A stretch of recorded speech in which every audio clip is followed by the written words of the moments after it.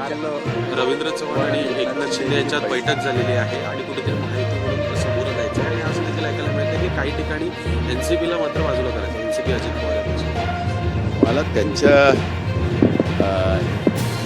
कामकाडामध्ये काही मला प्रतिक्रिया द्यायचं काही कारण नाही. जे काही अफवा उडवतात आहेत की आता आम्ही एकत्रित लढू वगैरे, ते एकत्रित लढतील की नाही लढतील ते येणारा काळ सांगेल.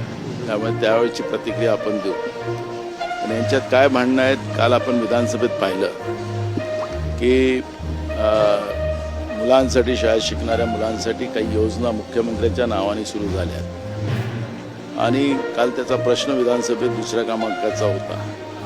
तर BJPच्या आमदारांनी मंत्री दादा घुसे हे मुद्दामून ते योजना मुख्यमंत्र्यांच्या नावाने ते करत नाही अशा पद्धतीचा आक्षेप केला होता आणि त्याचं आपण सगळ्यांनी पाहिलेलं आहे. आणि मग दादा घुसेंनी सांगितलं की अर्थ मंत्रालय आमच्यासाठी काय काय आम्हाला त्रास देत आहेत, त्याच्यावरचं त्यांनी काल प्रतिक्रिया दिलेली आहे. हे विधानसभेतलं आहे, रेकॉर्डवर आहे.